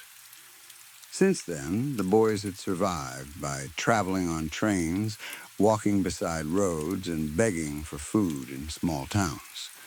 The older boy tried to protect the younger one, but he was still only a child himself. That evening, they had managed to collect enough coins to buy a single can of beans. It was the first food they had found in 3 days. They opened the can and placed it near the fire.